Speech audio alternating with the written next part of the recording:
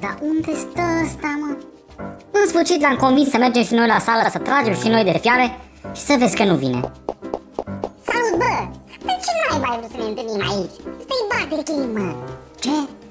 Da, mă! Aici vine băiatul ăla gay de la noi din cămin. Cum îl cheamă? Robbie Roberto. Mă se îmbracă în femei și vine aici și agață bărbați, mă. Ciao! Îți fac cinste cu un cocktail. Du-te, bă, de aici! Crezi că tu mă poți avea pe mine? Tu nu vezi ce fund mișto am? Visează, băiete. Hai, mă, să mergem. Hai că luăm de aici autobuzul până la sala de fitness. Așteaptă un pic să-mi iau un bilet. Mamă, ce bună e asta, mă. Of, s-a dus. Doamne, numai așa am! Băiete, nu am să-ți dau orez de la 50 de lei. Ce dracu nu schimbi undeva? Ce vrei, babă? Nu vezi că te îmbor cu tot cu cabină? Hai! M-am simțit pe autobuz ca la Vocea României. După ce m-am beșit, 4 persoane s-au întors către mine. Uite că am ajuns.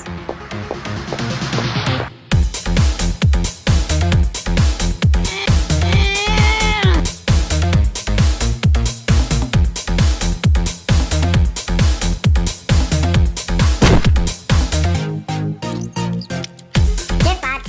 Îmi dai și mie numărul tău de telefon? Pot să te ajut cu ceva? Poate!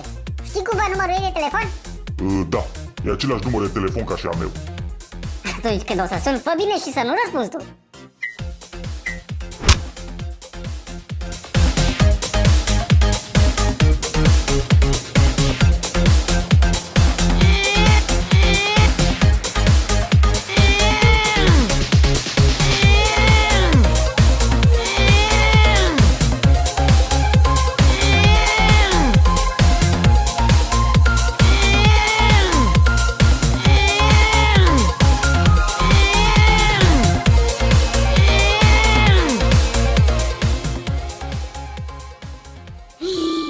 Uite-o.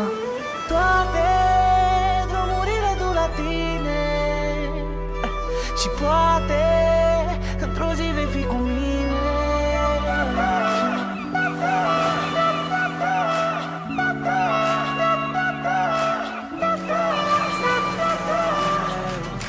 Când sunt lângă tine îmi găsesc vorbele mai grele.